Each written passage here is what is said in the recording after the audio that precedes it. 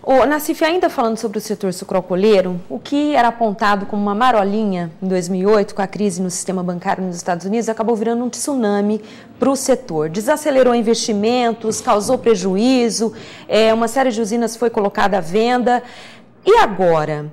Como é que você vê? Faltou planejamento estratégico, faltou dinheiro mesmo, e qual é a perspectiva para o setor nos próximos anos? Olha, o que ocorreu até 2008, com esse negócio dos mercados futuros, os fundos especulativos, foram preços astronômicos aí, cotações astronômicas. O que faz os mercados especulativos? Então você tem lá um determinado ativo que tem uma possibilidade de aumentar as cotações. Então você tem lá o açúcar com etanol e tudo tem, porque você tem demanda da China, tem todo esse processo de inclusão social em nível global, que o pessoal tem que comer mais. Então, quando começa a ter uma curva de crescimento, vem esses fundos especulativos e jogam recursos para que a curva entre numa espiral fantástica, né? Então, você tinha preços que eram totalmente descosturados da realidade. Daí vinham os especialistas e falavam, não, mas o chinês vai comer cada vez mais lá na frente.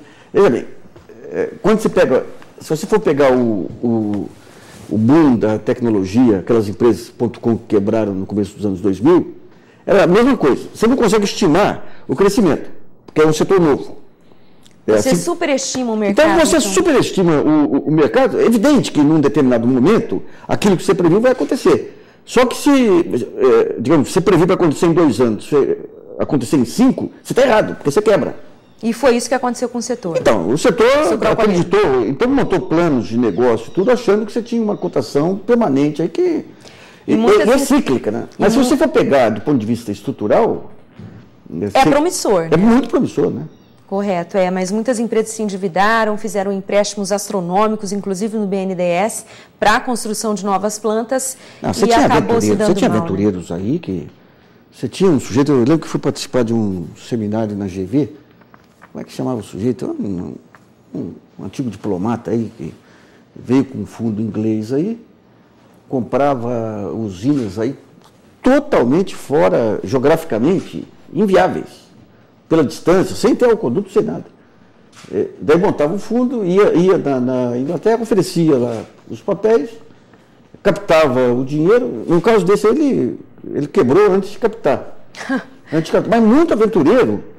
Como era um dinheiro especulativo que entrava em qualquer setor, e como esse setor sucroalcooleiro, em função do etanol, em função da China, você não tinha mais como estimar, pegar o passado e projetar o futuro, então dava margem a toda sorte de manobra especulativa, né? Uhum. Então, você tem muita empresa petrolífera que entrou também, achando que... Mas isso aí são ajustes de mercado que, do ponto de vista dos fundamentos do setor, não tem como não ser um dos setores mais promissores, né? Isso é uma segurança, é uma boa notícia para a gente aqui, para a nossa região, porque temos muitas indústrias, né, muitas usinas que geram milhares de empregos. Esses empregos, então, estão garantidos. Eu não sei o tamanho do ajuste que está sendo feito, né? Mas que eu digo, a médio prazo, não tem como não ser... Não há por que essas empresas não se estruturarem. Né? Agora, Nassif, mudando um pouquinho, falando um pouquinho das indústrias calçadistas, após o término da medida antidumping, né, que barra principalmente o calçado chinês na entrada no Brasil, como é que vão ficar as empresas que hoje estão respaldadas, resguardadas por esta medida protetiva, quando ela terminar? Eu acho o seguinte, você tem, desde o começo do ano, se você for pegar o ano passado, o primeiro ano do governo Dilma, o câmbio lá embaixo, 1,70. O que o Manteiga fazia? Ele ia nos fóruns internacionais e fazia um discurso contra a guerra cambial e tentava ensinar os Estados Unidos o que os Estados Unidos deveriam fazer para não prejudicar o Brasil. E ninguém acreditava que o câmbio fosse sair daquele patamar. Ele esbravejava, avisava, vocês estão endividados em dólar, cuidado, que vai mudar o dólar. No dia seguinte, piorava a situação. No começo do ano, quem assumiu essa guerra, que já se sentiu fortalecida, foi a presidente da República. O dia que ela deu a primeira entrevista, até foi para o meu blog lá, decretando que esse vai ser o ano, a partir de agora vai ser uma guerra em defesa da produção nacional e o câmbio não vai ficar assim, o câmbio já começou a subir, porque é a voz da presidente que passa segurança. Então, o que a gente pode esperar daqui para dentro é o seguinte: mudou a política econômica. Aquela política econômica que veio lá do Marcílio, passou pelo Malan, foi pelo Palocci e tudo, já foi renovada com o Guido. O Guido a equipe teve um papel importante em 2008, 2010. Hoje, mas você vê, todo aquele trabalho de 2008, 2010 foi feito com o Banco Central boicotando. Banco Central do Meirelles. Agora você tem um alinhamento da Fazenda com do planejamento. Você tem a questão dos juros vindo para patamares civilizados. A questão do câmbio está em R$2, mas vai ter que subir mais. Vai ter que subir mais. Agora você vê o tanto de empresa que pegava dinheiro barato achando que o câmbio não ia mudar nunca. Então o que eu vejo é que a presidente da República ela tomou como bandeira a defesa da produção nacional. Então, principalmente setores assim de largo espectro aí, de tantas empresas, tanta mão de obra, que nem setor calçadista, têxtil. Só na nossa região a indústria calçadista emprega 18 mil pessoas. 18 mil pessoas. 18 mil pessoas. Então, mas aí que está o negócio. Vamos voltar à indústria de calçados aqui. Em meados dos anos 90, eu escrevi uma coluna, 95 até, para ser mais preciso, os 40 de Birigui, onde eu comparava o pessoal de Birigui os 300 de Esparta lá. Que 95 foi um ano terrível, mas terrível, naquela apreciação do câmbio, os juros 45% ao ano. E eu comparei dois polos calçadistas, Franca, que afundou, e aqui que resistiu. Por que resistiu? Porque tinha um grupo de pessoas em todo o sindicato, um presidente aí com cabeça moderna, depois não acompanhei mais o que aconteceu, que se juntaram e falaram, bem cá, para sobreviver, vamos ter que fazer que nem os italianos lá nos anos...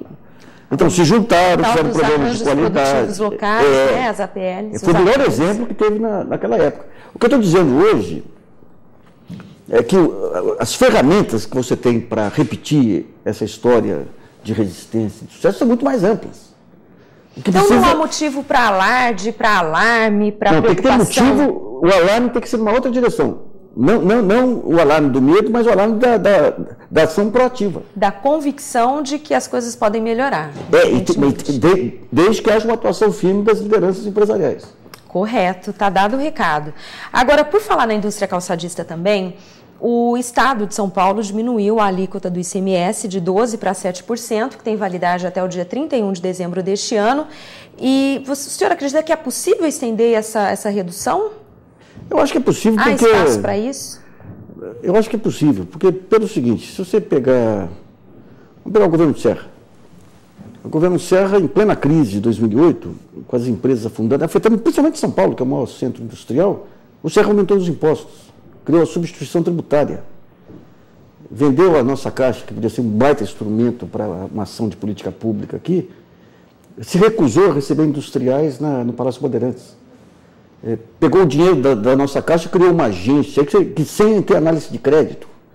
Então, o que você via na época no governo Serra era uma total apatia em relação aos problemas econômicos do Estado. Enquanto o governo federal reduzia IPI, aqueles aumentavam a necessidade de capital de giro com aquela substituição tributária. Inviabilizou o super simples aqui para as empresas. O que a gente percebe no governo Alckmin, embora você não tenha... Você tem mais sensibilidade para essas questões, embora você não tenha criatividade. Certo. Falta ousadia.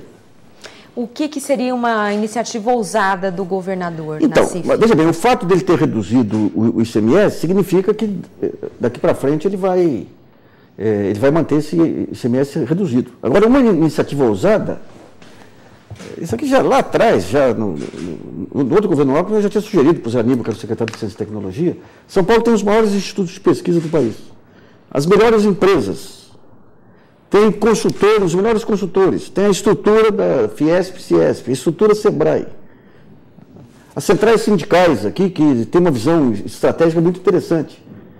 Então, se tivesse um mínimo de criatividade, você transformaria São Paulo numa Europa, no estado mais inovador do país. Inclusive, foi interessante você tocar nesse assunto, porque o PIB do estado de São Paulo ele é muito mal distribuído. A região de Campinas tem um PIB enorme, a nossa região aqui corresponde a 2,5% apenas. Como distribuir melhor essa riqueza toda? O que eu tinha proposto na época lá foi uma ideia que nem chamada as Brigadas da Inovação.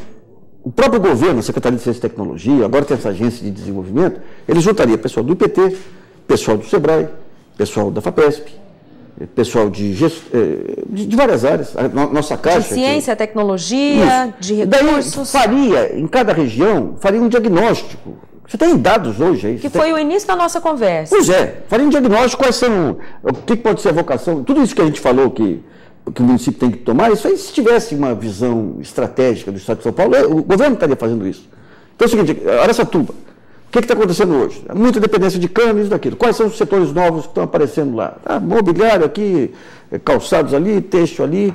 O que pode gerar, digamos, aí esse novo polo logístico? Tais possibilidades. Aí vem para cá, manda antes aqui uns batedores do IPT, para analisar as empresas que tem aqui, quais os probleminhas que tem que podem ser resolvidos rapidamente. Pega o SEBRAE aqui, traz um questionário, faz um questionário de todas as empresas, para saber onde que precisa ter mais apoio gerencial, melhoria gerencial. Pegaria aí essa agência de desenvolvimento, pegaria aqueles setores mais organizados, montaria um sistema de contabilidade, de gestão integrado, um birozinho que servisse para todos esses setores. Depois veria aqui quais são aqueles empreendedores que têm ideias inovadoras, colocaria a FAPESP. Isso aí se fosse... Você tendo aqui...